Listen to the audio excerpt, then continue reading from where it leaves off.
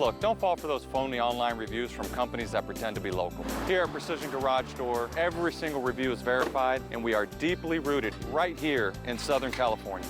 We'll always be here for you. Precision Door Service, a name you can trust. We don't use just any wipe. We use new Dawn disinfecting wipes. They're tough enough to cut through greasy messes, yet gentle enough to clean the surfaces that matter most. All while killing 99.9% of bacteria and viruses. Get the grease-fighting power of Dawn in a disinfecting wipe. What makes Febreze Air Effects different? While cheaper aerosols rely on artificial propellants, Febreze uses a 100% natural propellant. Check it out. Pressure created by what's in your air makes the bottle spray, which means freshness everyone will love. Febreze.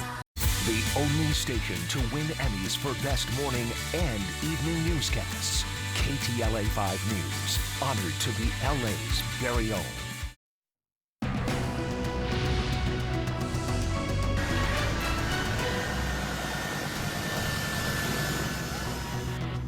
Now at 1 o'clock, breaking news as Afghanistan falls to the Taliban. A crush of people desperately trying to flee the region chase a U.S. military plane as it taxis down the runway. 7 people were killed in that airport chaos after falling from the plane.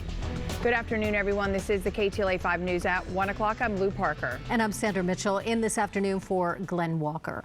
President Biden set to address that really tense situation unfolding there, and this could happen at any moment as U.S. troops now withdraw from the country after 20 years of war. And there are more developments from the sudden fallout. With the chaos in Kabul, major U.S. airlines are rerouting planes away from Afghan airspace.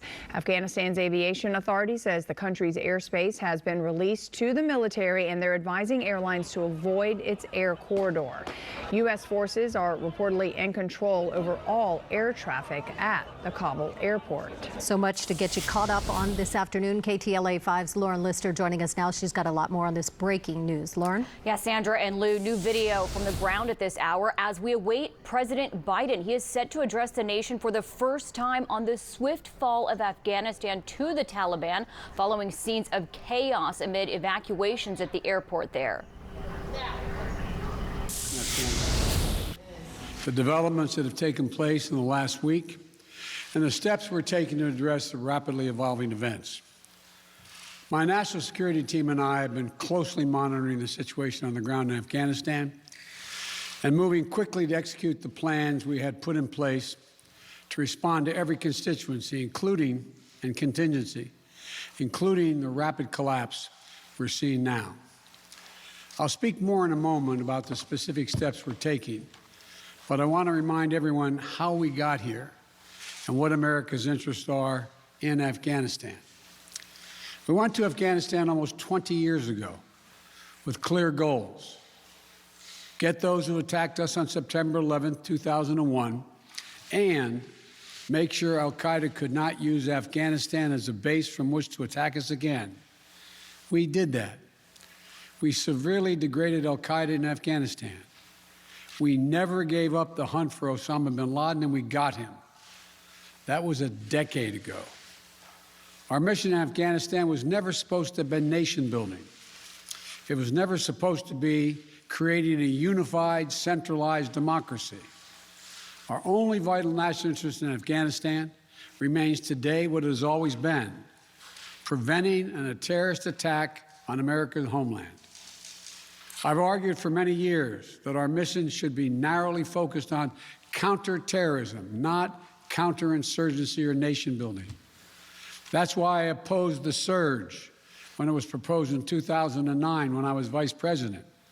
And that's why, as president, I'm adamant that we focus on the threats we face today in 2021, not yesterday's threats. Today, the terrorist threat has metastasized well beyond Afghanistan. Al-Shabaab in Somalia, al-Qaeda in the Arabian Peninsula, al-Nusra in Syria, ISIS attempting to create a caliphate in Syria and Iraq, and establishing affiliates in multiple countries in Africa and Asia. These threats warrant our attention and our resources. We conduct effective counterterrorism missions against terrorist groups in multiple countries where we don't have